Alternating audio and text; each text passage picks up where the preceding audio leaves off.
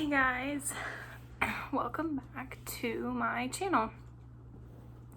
So the last video I made was kind of just a rundown on my pregnancy, how I found out, and so on. So this last week has been really crazy.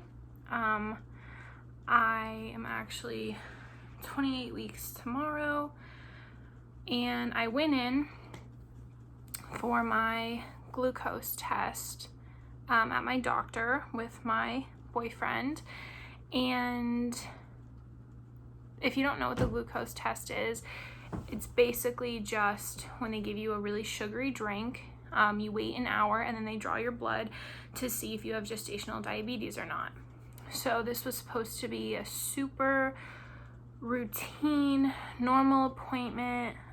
We went in to see my doctor, and I had been complaining of feeling some pelvic pressure, and I just figured that that was really normal because my son, he sits really low. Like my stomach isn't cute and round, it like is a slope because he's still so far down. So I figured that she would say, oh, that's normal, like nothing to worry about, yada yada. But she was like, you know what, we're gonna go ahead and do an internal examination and just make sure that it's not being caused by any possible infections or whatever it could be.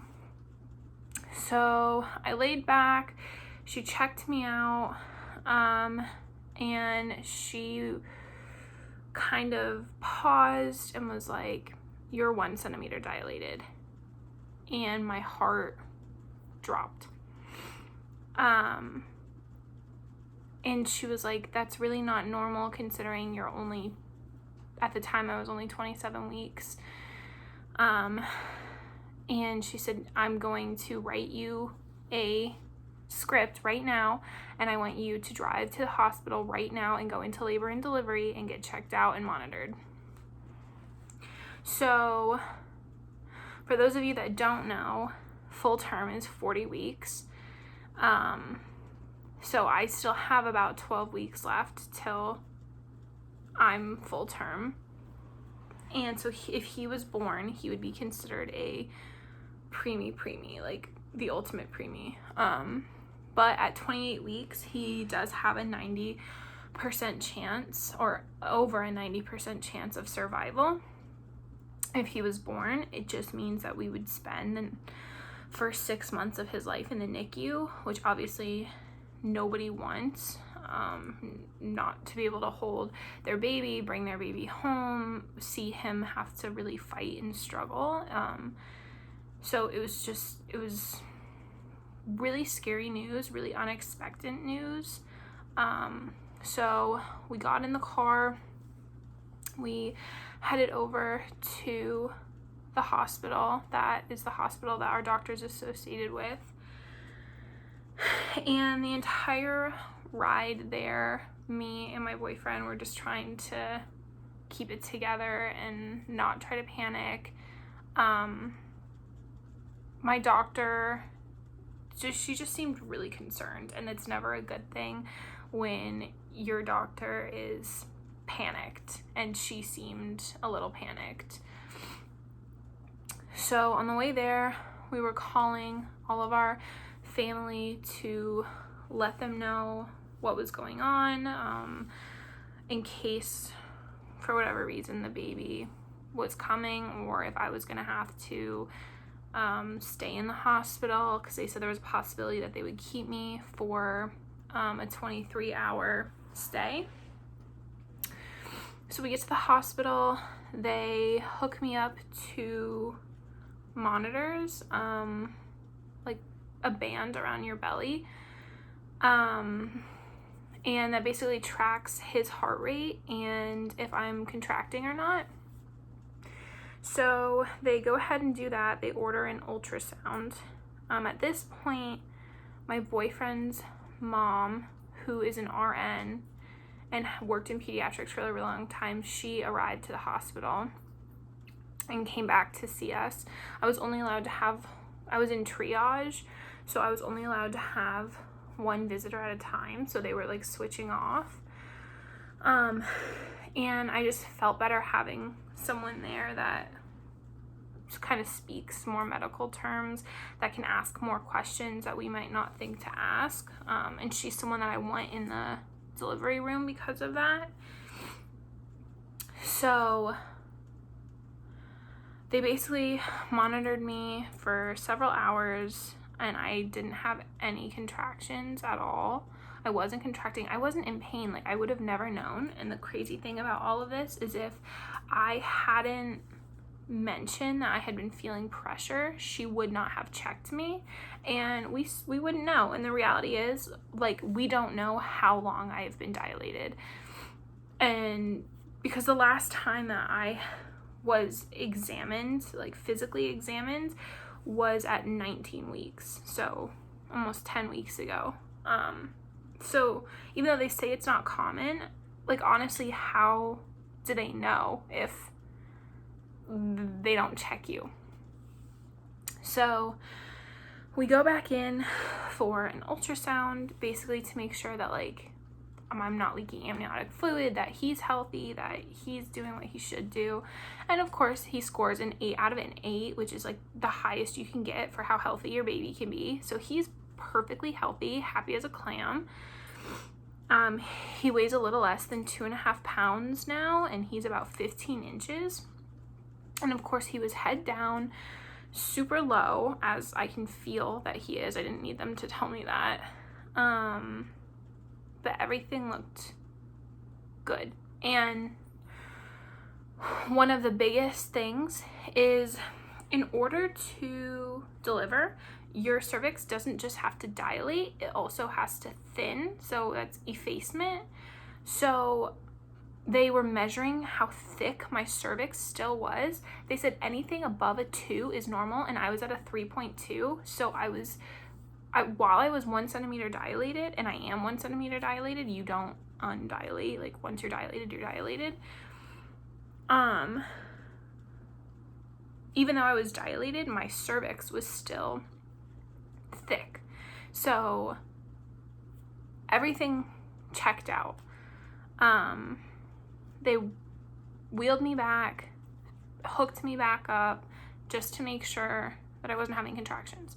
They send the results over to my doctor to see kind of her next steps, what she wants to do.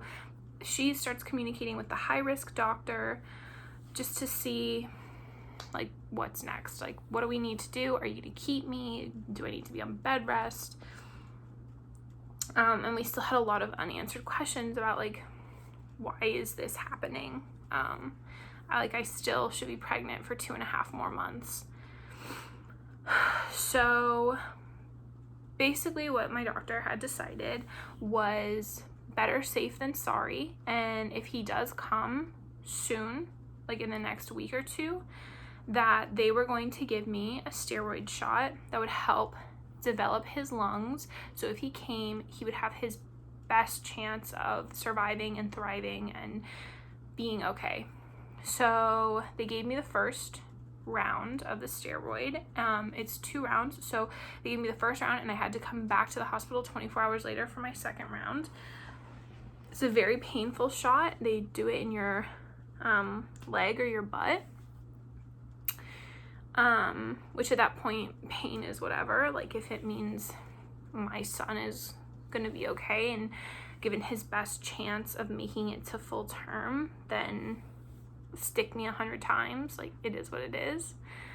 So they basically told me pelvic rest, which means no crazy exercise, no sex, nothing like that. Now,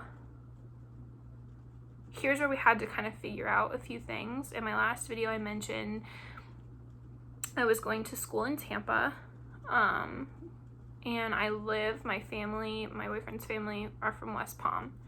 So it was a matter of, my doctor basically said, do not go back to Tampa. You need to be here. You need to be close to us. You need to be close to the hospital. They're gonna monitor you more regularly. Don't go back to Tampa. And that was just kind of like, oh, I'm a student. There's 2 weeks left in the semester. I've kept A's all semester, and this, while it shouldn't be my priority, like getting my degree is something that's really important to me. And I really was in a panic to figure out, how am I gonna make this work? How am I gonna be at home, basically be on bed rest, focus on my health, my son's health, my pregnancy, and finish school.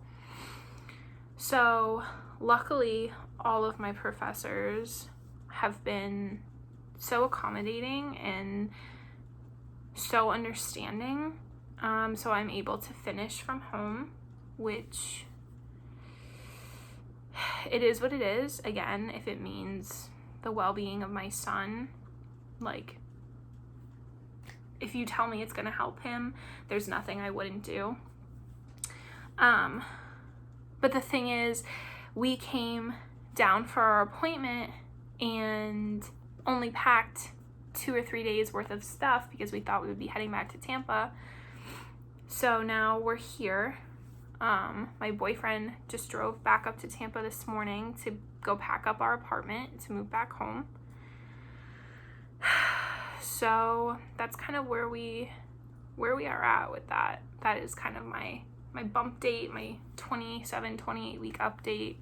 It's been really scary. And it's really hard when you know that the best thing you can do is try to relax and try to not panic, because it's not going to help. But when you think you know your body and you feel like your body is not doing what it should and it's somehow failing you and failing, like, I had this feeling of just like, it's my fault. If something happens to my son, it's my fault. And that's a really hard thing to kind of let go, that it's out of my control. And I've done everything I can to have a healthy pregnancy. And I have so many people that help take care of me and make sure that I'm taking care of myself. So that's just been a hard thing to kind of process, that maybe my body just isn't meant for pregnancy. And this pregnancy has been really hard on me physically and emotionally. So yeah, I think that is about everything. So we are officially moved back home. The nursery is painted. So now I guess I can start nesting, since we are where we're gonna be when the baby's born. So yeah, I will keep you guys updated on kind of what we find out next, the results of my glucose test, what my doctor has to say at my next appointment, and so on and so forth. So thank you so much for watching, and hopefully I will see you in the next video. Bye.